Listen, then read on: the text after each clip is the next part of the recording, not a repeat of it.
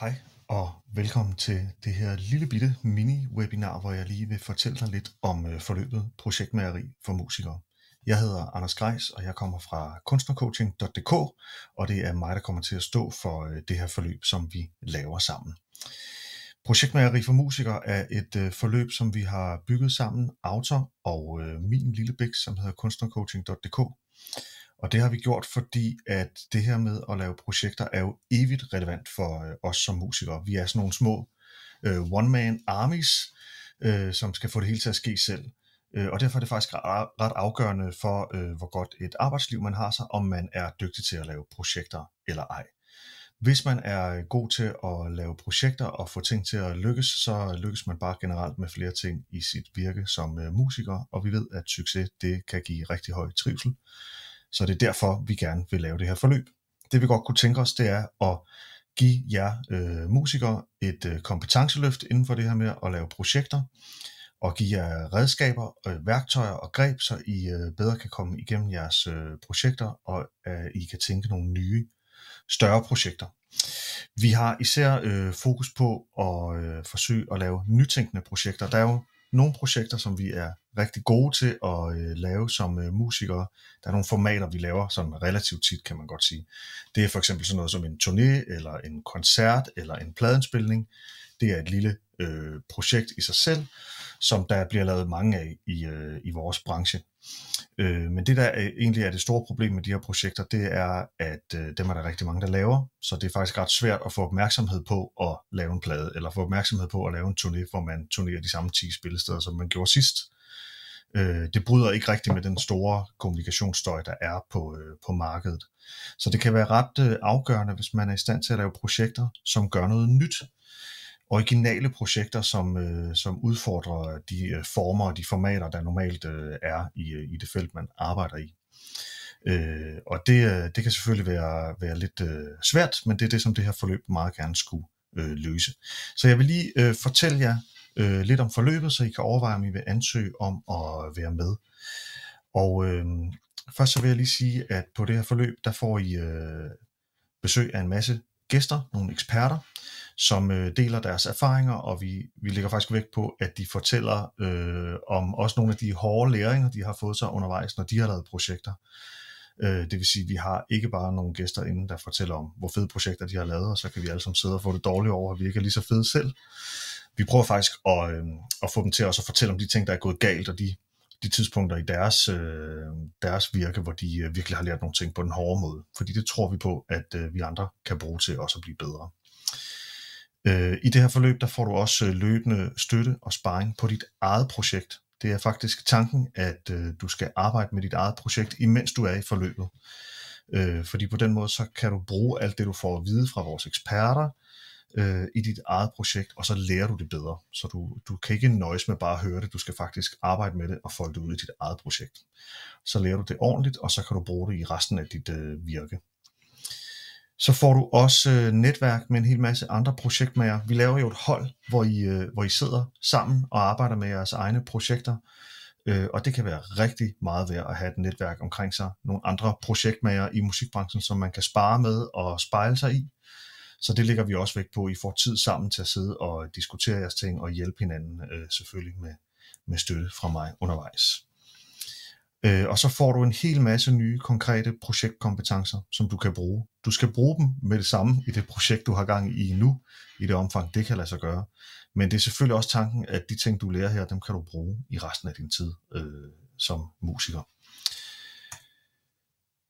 Hvis du skal til at starte et projekt op i starten af 25, så er det her forløb det rigtige for dig. Du skal have et eller andet projekt, du kan gå og arbejde med imens. Det er ret afgørende for, at forløbet giver mening for dig. Så skal du selvfølgelig også have lyst til at lære nogle nye måder at skabe projekter på. Altså hvis det du er mest interesseret i er at lave en turné igen, ligesom du har gjort før, eller du synes du har fundet formlen på de projekter du skal lave, så er det rigtig fint, men så er det her forløb nok ikke lige noget for dig. Hvis du derimod har lyst til at prøve at gøre det på nye måder, og blive udfordret på, hvordan du tænker omkring at lave projekter, så skal du komme ombord i det her forløb. Det tror jeg, du vil blive glad for. Så hvis du har lyst til at udfordre plejer, og du har lyst til at prøve nye udtryk og nye samarbejder og sådan noget, så kom med. Og så er det altså også vigtigt, at du er medlem af Koda. Det er en betingelse for at være med i det her projekt. Det er nemlig skabt med midler fra Koda Kultur. Så der skal du være medlem, hvis du ansøger om at være med her. Så vil jeg lige fortælle lidt om, hvad der er i forløbet, sådan på en lidt mere konkret måde, så du kan få et billede af det. Det er jo sådan, som jeg sagde, at man får oplæg og sparring fra nogle eksperter, og man får individuel sparring på sit eget projekt, man er i gang med, og så får man det her netværk sammen med andre projektmagere. Og de 3 ting pakker vi ned i 7 sessions i alt. Der er 2 forskellige slags sessions. 5 af dem, det er en session, hvor der kommer en ekspert på besøg, en gæst, som fortæller om sine egne erfaringer, og som også sparer med jer, der er på holdet, om jeres projekter. Og på de sessions bruger vi også tid på det her med, at I bliver til en gruppe sammen, og I kan hjælpe hinanden. Og så har vi 2 sessions, hvor vi går endnu dybere ind i at spare med jer omkring det konkrete projekt, I er i gang med nu. Så det vil sige, at i de 5 sessions med eksperter, der er det sådan lidt, hvad kan man sige, skyd fra hoften spørgetime med den ekspert, der har været der den dag i forhold til jeres egne projekter. Men når vi laver individuel projektsparing, så går vi mere i dybden. Så det foregår på den måde, at hele holdet er sådan set til stede, mens vi laver individuel projektsparing, men I skiftes til at ligesom komme i den varme stol, kan man sige, og så arbejder vi indgående med jeres projekt i en tidsperiode, hvor vi ligesom alle sammen er samlet om at prøve at hjælpe det projekt videre ud i verden. Så det er de 2 slags sessions, der er. Der er gæster, eksperter, og så er der individuel projektsparing. Og de 7 sessions, dem kan I se her. I den første session, der får vi besøg af Pia Beltoft, som har et projekt, der hedder Røst, som er et virkelig godt projekt, som handler om at få unge til at tage ordet og deltage i debatten og holde taler og i det hele taget engagere sig i demokratiet. I Røst har de været rigtig gode til at være skarpe på deres værdier og deres formål og mening med deres projekt. Så det er også med den vinkel, at Pia vil komme og fortælle om sine erfaringer, så I også kommer godt fra start med et skarpt fokus. I session nummer 2, der får vi besøg af Stine Elmbæk fra Storycatcher. Stine, hun er knaldgod til at bygge projekter, hvor der indgår mange elementer og mange parter sammen. Hun har blandt andet lavet et projekt på Sejerø og Nekslø med nogle lokale fortællinger derovre fra, som både blev foldet ud som skulpturer og som en lydvandring og som nogle sangbare egensportrætter. Og alt det mergede hun sammen i et stort projekt. Så hun er god til at samle nogle store elementer i et rigtig fedt projekt. Og derfor kommer hun og fortæller om det her med at få styr på og få bygget projektet grundigt og godt fra starten af, altså få styr på de grundlæggende rammer, så der er en god matrix at folde sig ud ovenpå. I den 3. session, der får vi besøg af Gerda Hempel. Gerda, hun har det projekt, der hedder Fod på gulv, som er et projekt, hvor man bruger folkedans til at skabe nye fællesskaber nogle steder, hvor der er rigtig meget brug for det. Og så har Gerda også den dejlige biks, der hedder Artbiz, hvor de specialiserer sig i at lave samarbejder imellem kunstnere og kulturverden og så erhvervslivet. Og det er jo noget, vi rigtig godt kan bruge, når vi skal lave projekter som musikere, fordi vi har også rigtig meget brug for at lave nye partnerskaber. Det er der sker nye ting for os som projektmager, og vi møder nye publikummer og bliver udfordret på måden, vi tænker vores egen ting på. Og det er godt. I session nummer 4, der får vi besøg af Manus Bell fra Rapolitics. Der spurgte Manus, hvad for en af vores sessions han kunne tænke sig at byde ind på, så bød han med det samme ind på det her med projektstyring og økonomi. Det overraskede mig faktisk lidt, for det kunne man godt sige, måske var lidt den tørre kiks her i bunken. Men Manus, han har det faktisk sådan, at han synes lige præcis de der dele er det mest spændende og det sjoveste ved at lave projekter. Så det er jo ret fedt at få hans bud på, hvordan man kan tage sig af de meget væsentlige dele af at bygge projekter på en måde, hvor man stadig mærker ilden. Så det kommer Manus at fortælle om. I session nummer 5, der får I individuel projektsparing med en coach. Og her på slidet her kan I se, at der står en person med et billede over hovedet, eller en pose over hovedet hedder det. Og det er simpelthen fordi, vi har ikke booket den coach endnu. Det kommer vi til meget snart, men vi håber, at vi kan få en ind, som er rigtig dygtig og har arbejdet i nogle andre kunstfelter og har noget god erfaring med derfra. Så det får I noget at vide om senere, hvem det kan blive. I session nummer 6, der får vi besøg af Tine Louise Kortermann. Tine hun har lavet alle mulige ret crazy kunstprojekter, hvor hun er virkelig dygtig til at blande mange kunstarter ind i det samme projekt og få rigtig mange parter fra regioner og kommuner med ind i projektet. Det er hun mega dygtig til.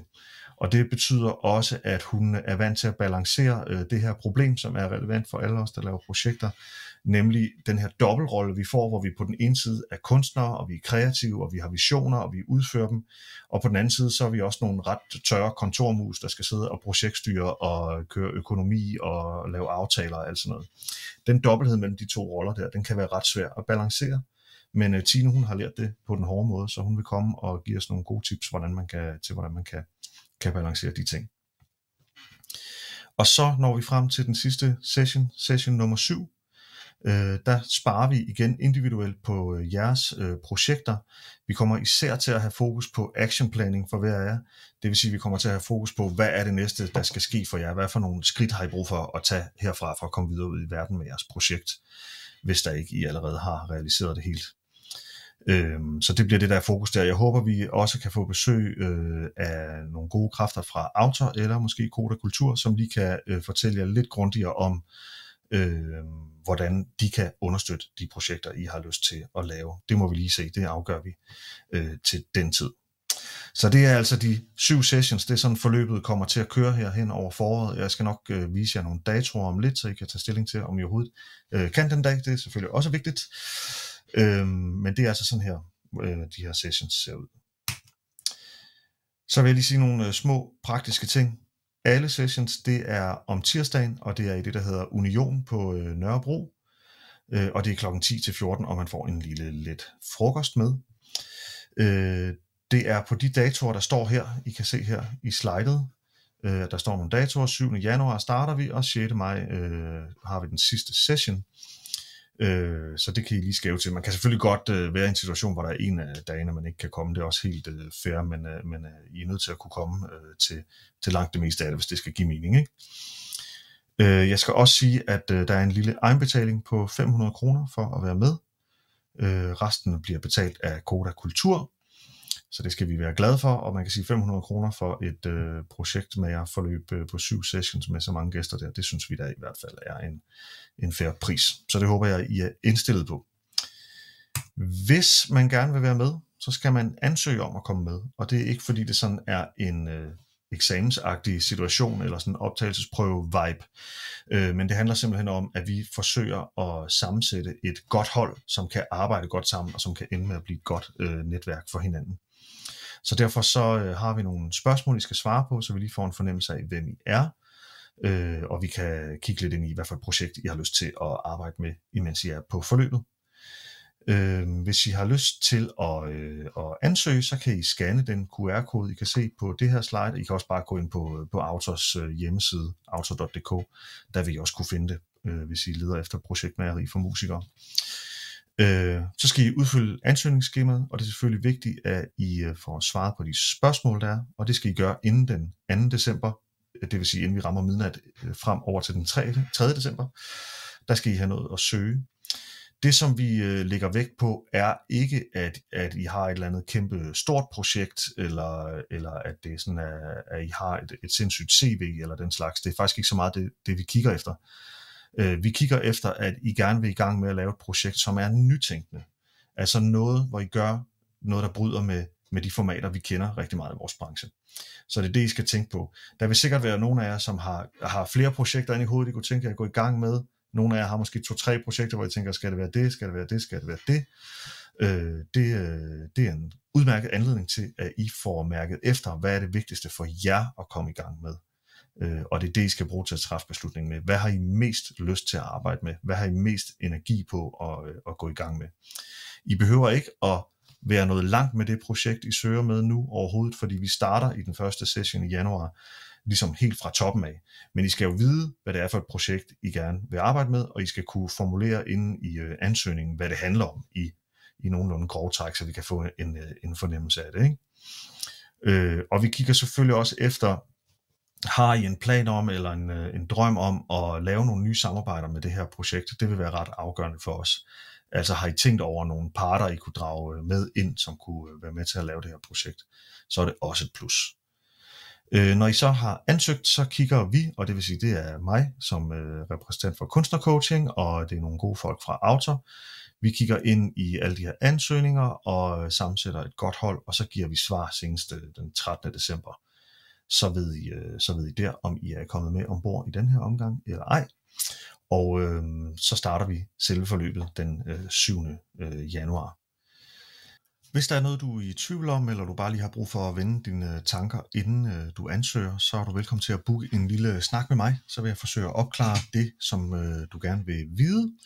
Du kan scanne QR-koden, som du kan se her i slideshowet, eller du kan gå ind på matchsamtale.kunstnercoaching.dk, og så kan du booke en tid der i min kalender. Så mødes vi online til en kort snak om det, du må være i tvivl om, inden du ansøger. Så det er sådan set det. Hvis I har lyst til at være med, så skal I sikkert få sendt en ansøgning. Vi vil glæde os rigtig meget til at se, hvad I kommer med. Det bliver mega fedt. Og så må I ellers bare have en god dag. Hej hej.